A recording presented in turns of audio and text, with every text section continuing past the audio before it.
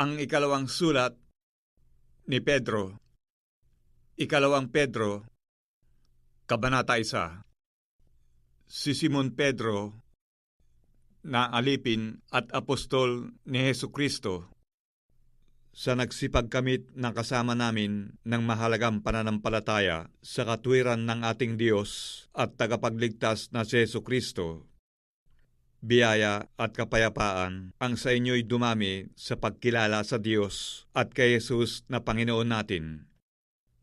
Yamang ipinagkaloob sa atin ng Kanyang banal na kapangyarihan ang lahat ng mga bagay na nauukol sa kabuhayan at sa kabanalan, sa pamamagitan ng pagkilala sa Kanya na tumawag sa atin sa pamamagitan ng Kanyang sariling kaluwalhatian at kagalingan, na dahil dito ay ipinagkaloob niya sa atin ang Kanyang mahalaga at napakadakilang pangako, upang sa pamamagitan ng mga ito ay makabahagi kayo sa kabanalang mula sa Diyos. Yamang nakatanan sa kabulukang nasa sanlibutan dahil sa masamang pita. Oo, at dahil din dito, sa pagkaragdag sa ganang inyo ng buong sikap, ay ipamahagi ninyo sa inyong pananampalataya ang kagalingan. At sa kagalingan ay ang kaalaman. At sa kaalaman ay ang pagpipigil. At sa pagpipigil ay ang pagtitiis. At sa pagtitiis ay ang kabanalan. At sa kabanalan ay ang mabuting kalooban sa kapatid. At sa mabuting kalooban sa kapatid ay ang pag-ibig. Sapagkat kung nasa inyo ang mga bagay na ito at sumasagana, ay hindi kayo pababayaang maging mga tamad o mga walang bunga sa pagkilala ng ating Panginoong Hesukristo, sapagkat yaong wala ng mga bagay na ito ay bulag, na ang nakikita lamang ay ang nasa malapit, sa pagkalimot ng paglilinis ng kanyang dating mga kasalanan. Kaya, mga kapatid, lalong pagsikapan ninyo na mga panatag kayo sa pagkatawag at pagkahirang sa inyo, sapagkat kung gawin ninyo ang mga bagay na ito, ay hindi kayo mga titisod kailanman, sapagkat sa gayon ay pinamamahaging sagana sa inyo ang pagpasok sa kahariang walang hanggan ng Panginoon natin at tagapagligtas na si Hesukristo. Kaya't magiging handa akong lagi na ipaalala ko sa inyo ang mga bagay na ito, bagamat inyong nalalaman at kayo'y pinatitibay sa katotohanang nasa inyo, at inaakala kong matuwid na samantalang ako'y nasa tabernakulong ito, ay kilusing ko kayo na ipaalala ko sa inyo, yamang aking nalalaman na dumarating na madali ang paghiwalay ko sa aking tabernakulo, na gaya ng ipinahiwatig sa akin ng Panginoon nating Hesukristo. Oo, pagsisikapan ko na sa tuwi-tuwi na, pagkamatay ko'y inyong maalaala ang mga bagay na ito, sapagkat kami ay hindi nagsisunod sa mga kathang ginawang mainam, noong aming ipinakilala sa inyo ang kapangyarihan at pagparito ng ating Panginoong Hesukristo, kundi kami ay naging mga saksing nakakita ng kanyang karangalan, sapagkat siya'y tumanggap sa Diyos Ama ng karangalan at kaluwalhatian, nang dumating sa kanya ang isang tinig mula sa marangal na kaluwalhatian. Ito ang sinisinta kong anak, na siya kong kinalulugdan, at ang tinig na ito ay aming narinig na nanggaling sa langit, nang kami ay kasama niya sa banal na bundok, at kami ay mayroong lalong panatag na salita ng hula, na mabuti ang inyong ginagawa kung ito'y inyong sinusundan, na gaya ng isang ilawang lumiliwanag sa isang dakong madilim, hanggang sa pagbubukang liwayway, at ang tala sa umaga ay sumilang sa inyong mga puso, na maalaman mo na ito, na alinmang hula ng kasulatan ay hindi nagbuhat sa sariling pagpapaliwanag, Sapagat hindi sa kalooban ng tao dumating ang hula kailanman, kundi ang mga tao ay nagsalita buhat sa Diyos, na naudyukan ng Espiritu Santo. Ikalawang Pedro, Kabanata 2. Ngunit may nagsilitaw din naman sa bayan na mga bulaang propeta, na gaya naman sa inyo'y magkakaroon ng mga bulaang guro, na mga papasok sa lihim ng mga makakapahamak na mga hiduwang pananampalataya, na itatatuwa pati ang Panginoon na bumili sa kanila, na magtataglay sa kanilang sarili ng madaling pagkapahamak, at maraming magsisusunod sa kanilang mga gawang mahahalay, na dahil sa kanila ay pagsasalitaan ng masama ang daan ng katotohanan, at sa kasakiman sa mga pakunwaring salita ay ipangangalakal kayo, na ang hatol nga sa kanila mula ng una ay hindi nagluluwat, at ang kanilang kapahamakan ay hindi naggugupiling, sapagkat kung ang Diyos ay hindi nagpatawad sa mga anghel ng mga kasala ang mga yaon, kundi sila'y ibinulid sa impyerno at kinulong sa mga hukay ng kadiliman upang ilaan sa paghuhukom, at ang dating sanglibutan ay hindi pinatawad.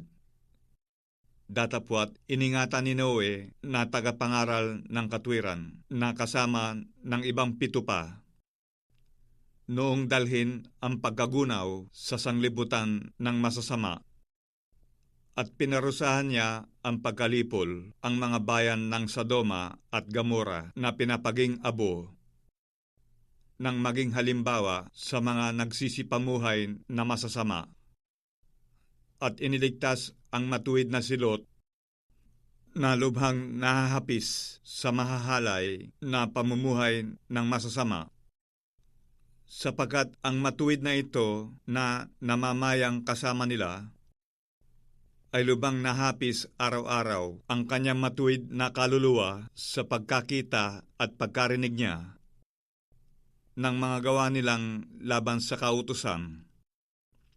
Ang Panginoon ay marunong magligtas ng mga banal sa tukso at maglaan ng mga di matuwid sa ilalim ng kaparusahan hanggang sa araw ng paghuhukom. Datapwat lalong-lalo na ng mga nagsisilakad ng ayon sa laman sa masamang pita ng karumihan at nangapupuot sa pagkasakop, mga pangahas, mapagsariling kalooban.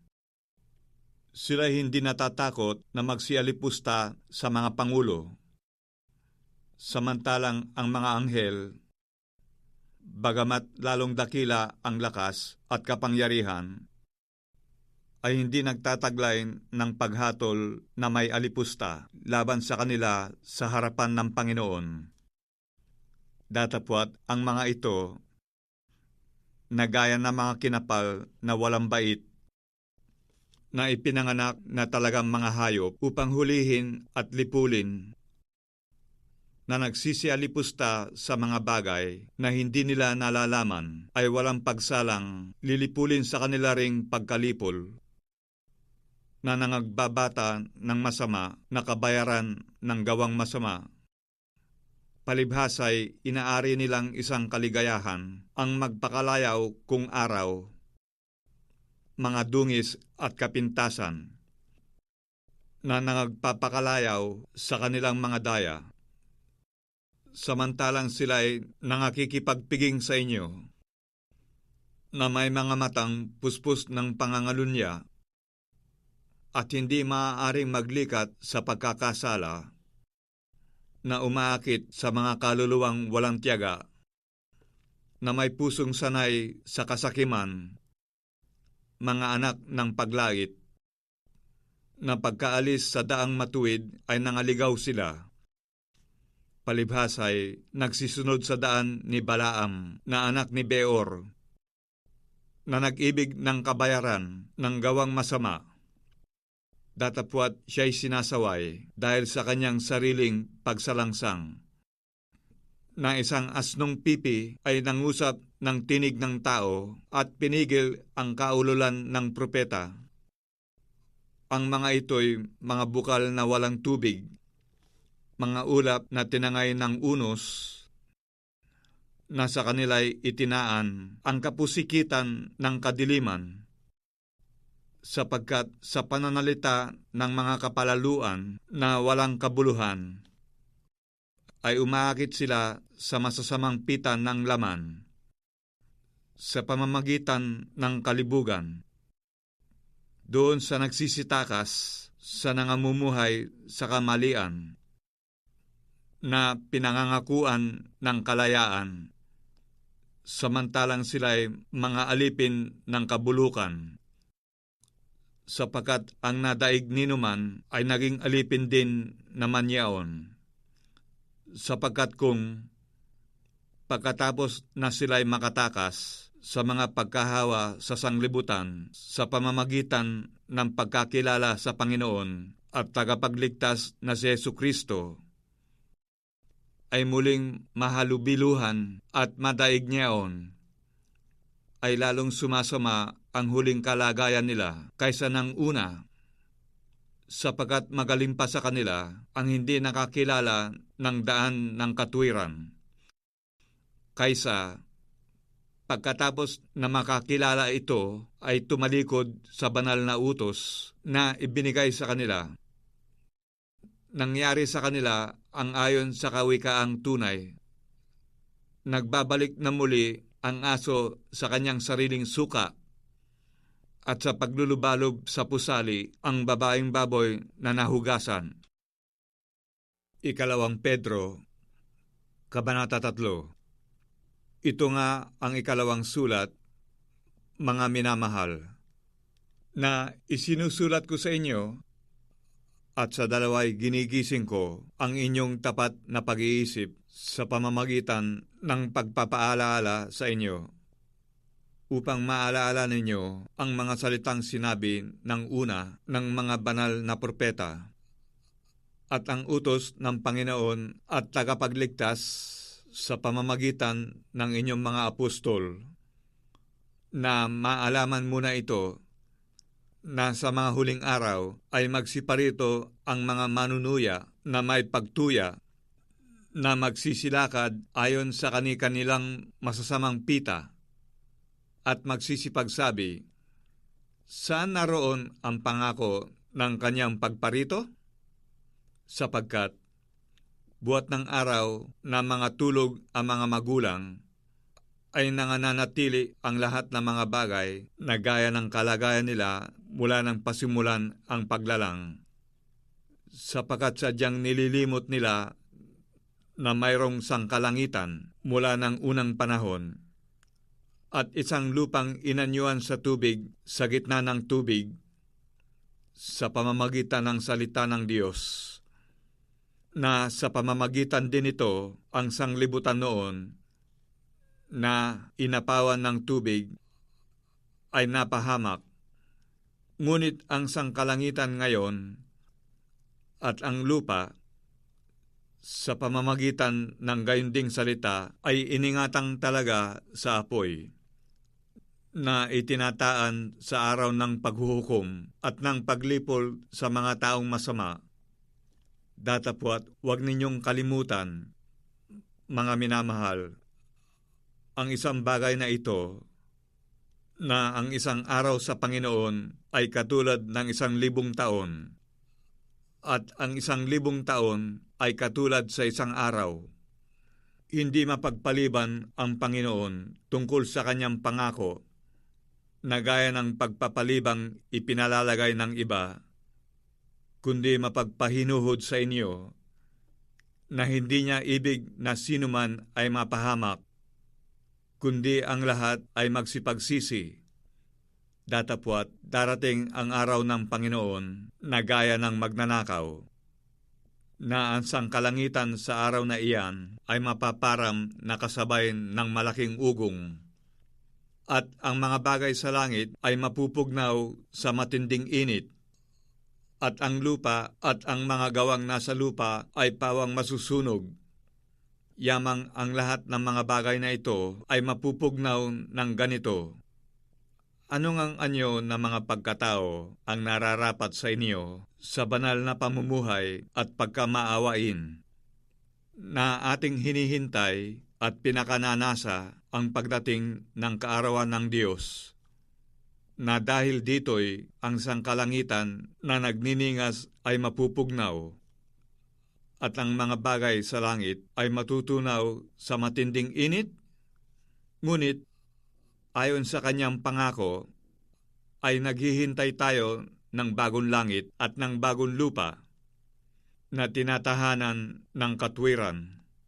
Kaya nga, mga minamahal, yamang kayo'y nagsisipaghintay ng mga bagay na ito, ay pagsikapan ninyong masumpungan kayo sa kapayapaan na walang dungis at walang kapintasan sa paningin niya. At inyong ariin na ang pagpapahinuhod ng ating Panginoon ay pagliligtas. Nagaya rin naman ni Pablo, na ating minamahal na kapatid, na ayon sa karunungang ibinigay sa kanya, ay sinulatan kayo. Gayon din naman sa lahat ng kanyang mga sulat, na dooy sinasalita ang mga bagay na ito, na dooy may ilang bagay na mahirap unawain, na isinisinsay ng mga di nakaalam at ng mga walang tiyaga, na gaya rin naman ng kanilang ginagawa sa ibang mga kasulatan sa ikapapahamak din nila.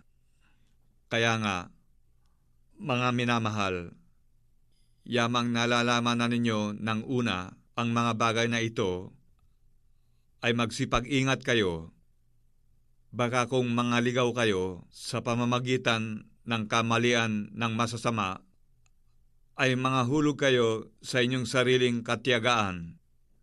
Datapwat magsilago kayo sa biyaya at sa pagkakilala sa ating Panginoon at tagapagligtas na si Jesucristo. Sumakanya nawa ang kaluwalhatian ngayon at magpakailanman. Siya nawa.